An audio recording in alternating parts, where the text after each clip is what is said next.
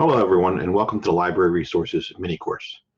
Just want to give you a few quick pointers on doing the research you need to complete your assignments, discussion questions, and your projects in your courses.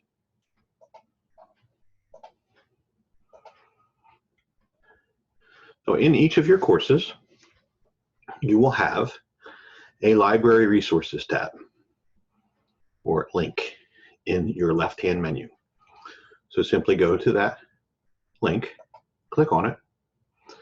Will take you to either a general guide for criminal justice studies, or if there is a specific course guide for your course, you will go to that course guide, which will have your textbook on the side and resources that are specifically designed for your course. This particular course that I'm in did not have a course guide of its own, but the general criminal justice one. So there's instructions about how to use CQ Researcher, instructions how to use Films on Demand,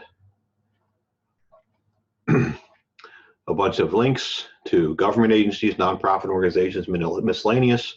So these are places where you can find some good information about the topics that you are researching for your assignments and your project.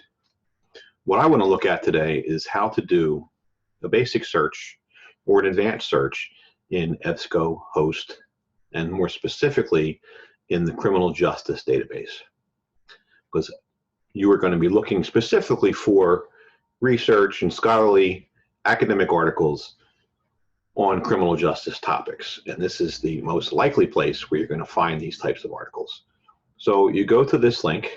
Now in some of your courses there's actually an EBSCO overview, so you can just click on it there.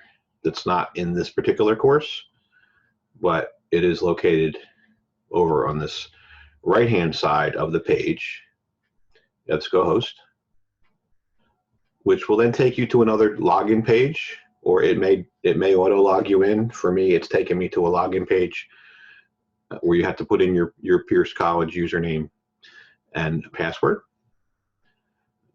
Mine is automatically done here because I'm at home and I have my Chrome settings to do that automatically for me.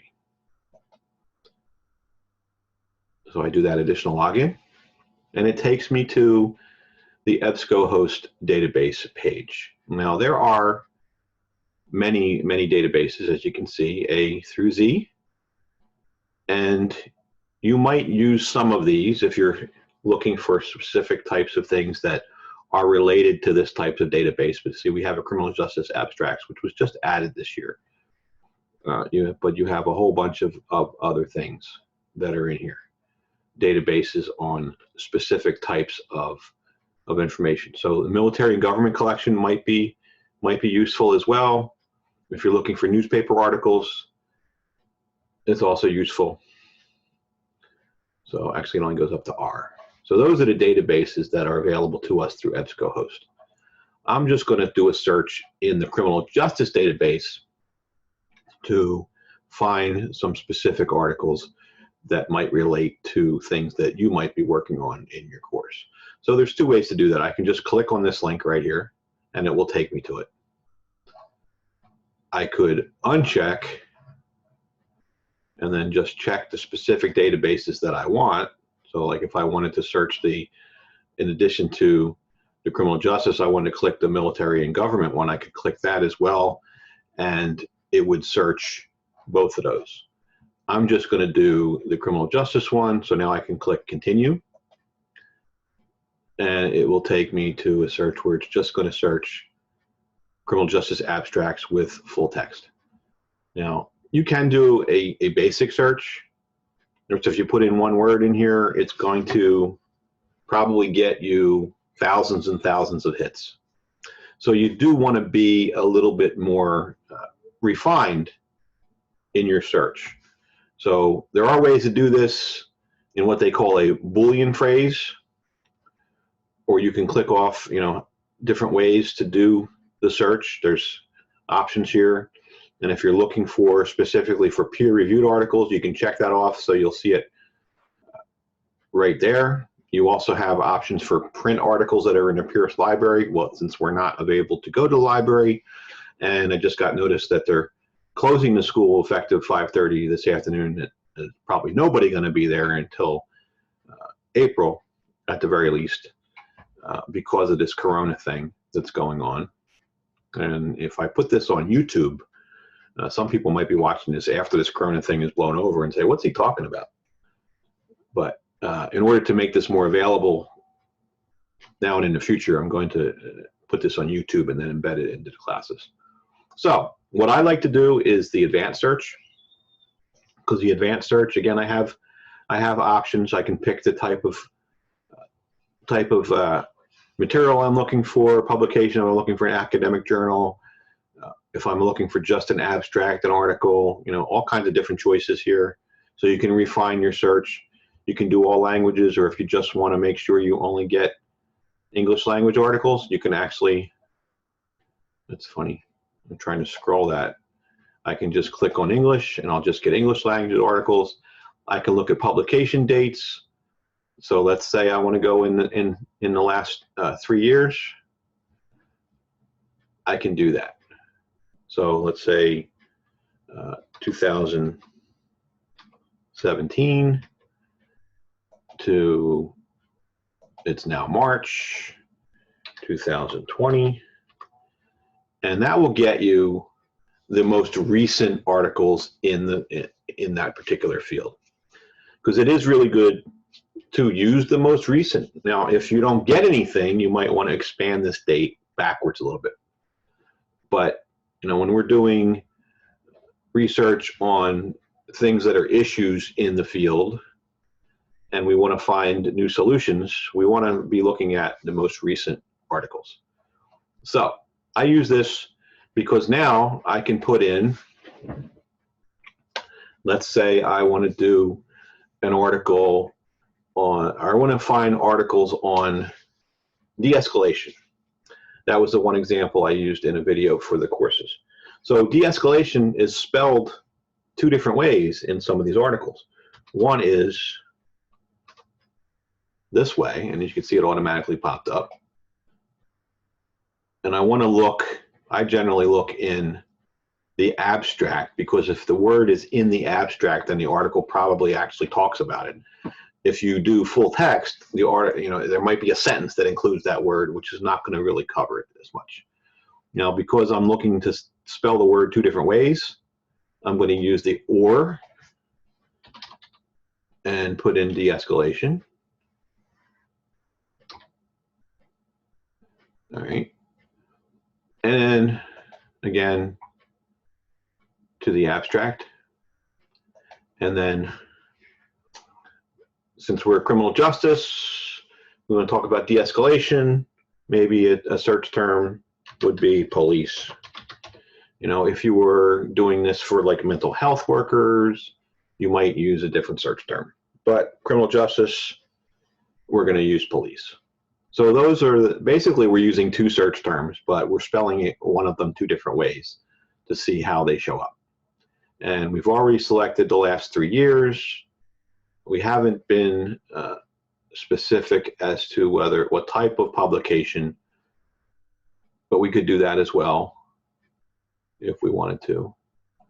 But let's just see what comes up.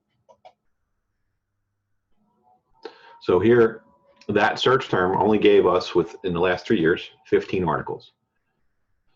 So we can look and see whether those 15 articles, or any of those 15 articles, are relevant to the research that we're doing. Now, the research that I'm thinking of with regard to de-escalation by police is when we want to try to reduce the use of force, especially lethal force, in situations on the street involving citizens and police officers. So as we look through, we can see probably the first one's not what we're looking for. The second one, moving beyond best practice experiences, police reform, and a call for evidence to reduce officer-involved shootings. It doesn't say de-escalation in the title, but since we searched the abstract, more than likely it's in the abstract. Social interaction training to reduce police use of force, again, it's on the same, what we're looking at.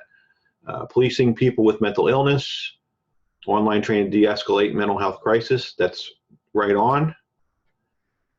And as you scroll through, you're looking for articles that relate to the topic that you're trying to research. And if you can find sufficient articles with that search, you're lucky. And I think this particular search did a really good job of finding us pretty recent articles about de-escalation by police and use of force. So, and my friend Natalie Kodak, right there, somebody that I know, is involved in this one. So this will be very good. And in one of the courses that I'm teaching right now, one of the assignments actually calls for this particular research for. So if any of you folks are watching this particular video, you have your search for your articles right here. So if I want to narrow this down a little bit more, you see there's some check boxes off to the side here. If I want to get rid of the magazine and just go into academic journals, I can narrow that down. So it got rid of the one magazine article. So now it's down to 13. I can bring the date in a little bit closer and see how much that changes. It just drops it to 11. So now we're talking 2018, the last 2 years. So that's pretty good and really recent, unless you're looking for a seminal article that was like the first person to come up with the term. You want to have recent stuff. I mean, you could widen it out to see, you know, if you want to know, like, well, who was the first person to use the term de-escalation with regard to police, then you'd have to take your date out further. But, you know, here tells you what your search terms were, what your filters were.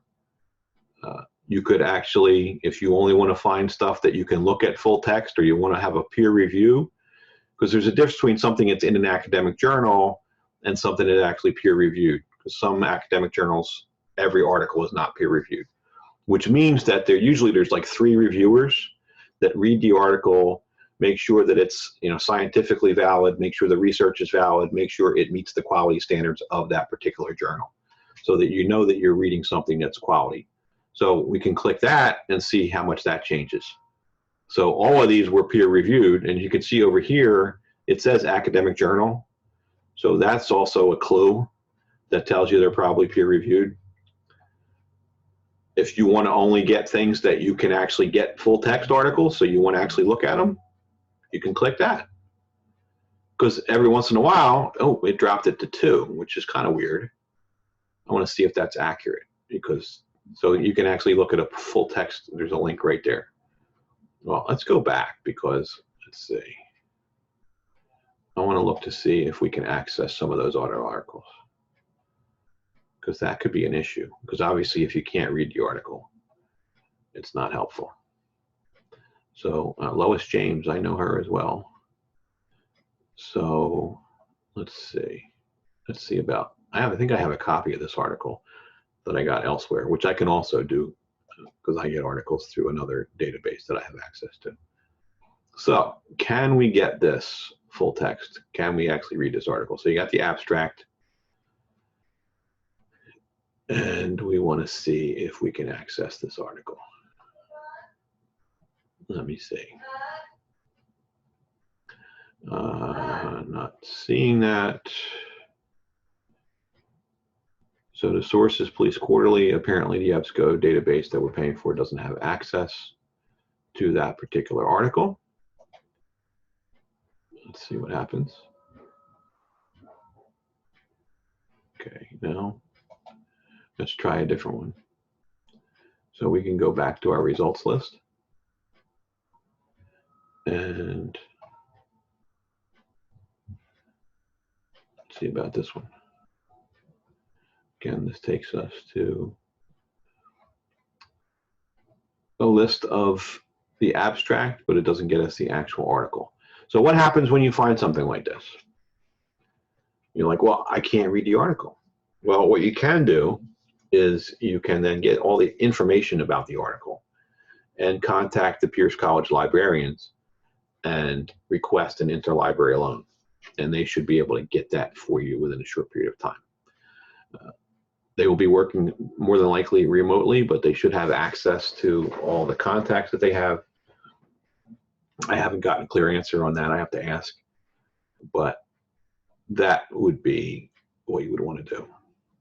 So, but you can also revise your search. If we find that we went for full text, all right, so we went for full text, and it turns out that only 2 of the articles in our search are available full text, and they don't clearly relate like the other ones do.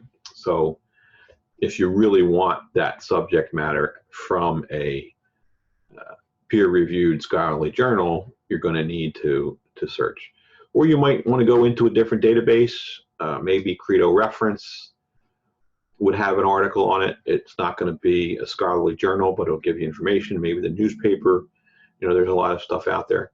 But we want to kind of lean towards these scholarly articles. So let's say refine results. How about we just get rid of this one completely, and we just look at what's available. You know, I forgot to put the field in. Let me just check this again. So it's a work in progress, and hopefully you learn from this. So we got the abstract. We can do the search again. Again, same 2 articles. Uncheck the full text. Same 11 articles. So how about we go back?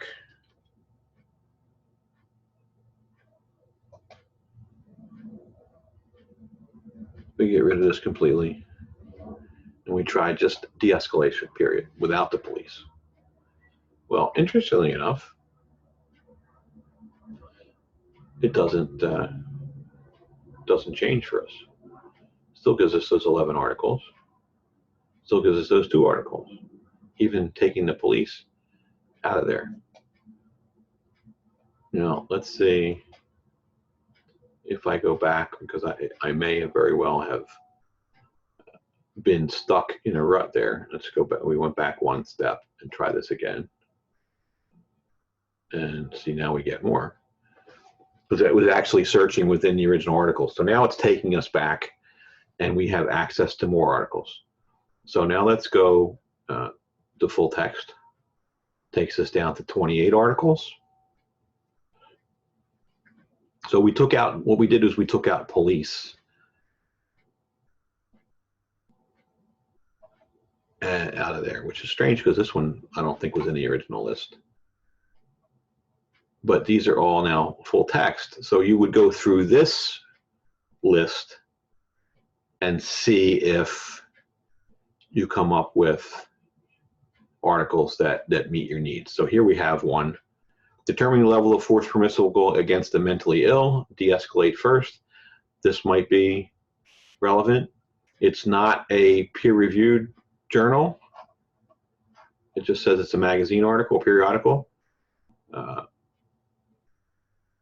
Short-term effects of mediation at the Civil War. That's probably not something we're looking for. But again, this is what you would do.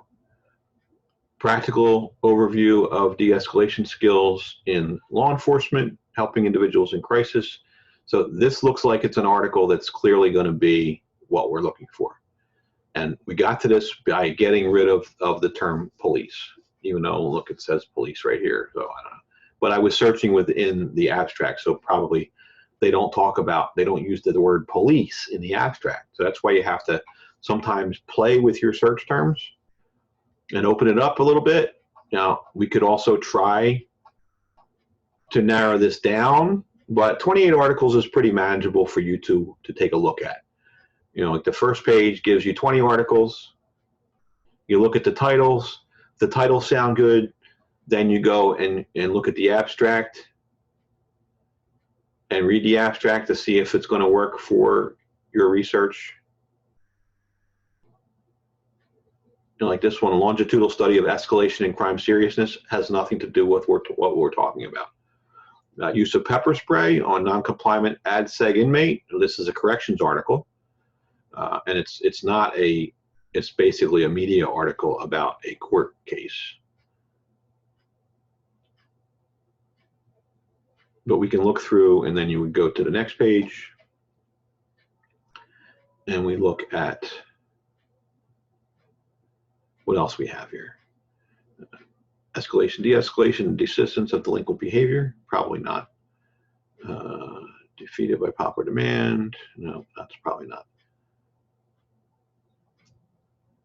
So that's what you would just continue to do that. You would continue to, if you needed to, if you couldn't find enough articles, you modify the search term, maybe change this around, maybe you use use of force instead of de-escalation and see if you can look at it from the other direction. And limiting use of force, maybe you use limit and use of force. There's a whole lot of ways to go through here, but you have to sometimes play with it. If we wanted to make sure we had just peer-reviewed articles, all right, it only takes us down to 21. Not bad. We lost a few of those media articles, which one or two of them actually might have been useful to inform your research. So you could use maybe one of them as part of your resources, but you want to go to, especially for your project, push towards these peer-reviewed. So again, you're going to go through, you're going to look at the titles, does this seem to fit? And then you're going to go and look. So this one here looked like a really good one. Practical overview of de-escalation skills in law enforcement. So it's coming from an academic journal. It's exactly what we're looking for. So we can click on it. We can see and read the abstract, so we know what this article is about. And once we look at the article, it's okay, yeah, that sounds really good. Sounds like exactly what I'm looking for. Then you want to get a hold of this article. And since it's available in a PDF full text, you can actually get the article. You can either print it out, you can download it to your computer and save it. And what I do when I'm doing some of my research for some of my courses is I have a specific folder that has the name of the topic that I'm researching. So I have like a body camera thing that's like 50 articles in it. I have a few others that I've done for different courses that I have, but I was doing a lot of body camera work. So I know there's a ton of body camera stuff out there as well if anybody's looking for body camera stuff. But again, it depends on what your goal is, but you can't just give up right away if you don't come up with the articles you're looking for. Again, sometimes you have to do that manipulation of your search terms and hone in on what you're trying to find. All right, so I would download this and I would save it to a folder somewhere on my computer where I knew I could find it. So I would create a folder just for my research documents. Maybe you have a folder within your course folder, because every course that I take, I create a folder with the course number on it. And then inside that, I create subfolders. So every assignment that I create, the assignments go in there.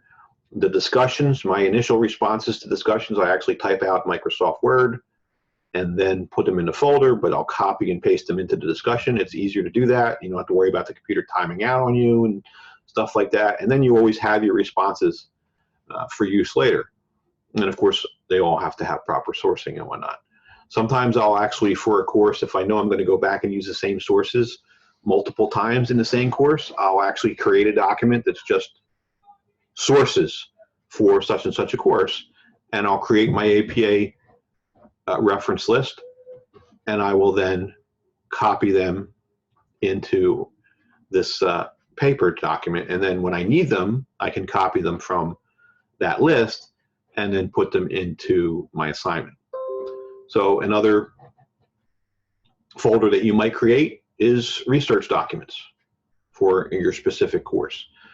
And you could just put everything that you found during that particular course. Or if you are working a lot on the same subject or you have an interest in it, maybe you go and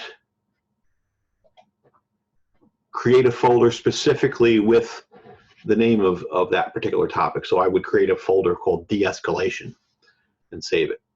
There are other tools which, if you create an account with EBSCO, which you can do, then you could actually save the information, your searches, the document links and everything into a folder within EBSCO. You also have the option of emailing the link, creating a folder. You know, I'm not going to open up an account here. Actually, I do have one, but you need to have an account in EBSCO, which is free. You're accessing this through Pierce College, and then you can get a free EBSCO account if you want to use that to keep all your stuff handy. You can also upload it to your Google Drive. If everybody at Pierce has access to a Google Drive through your Pierce College email address.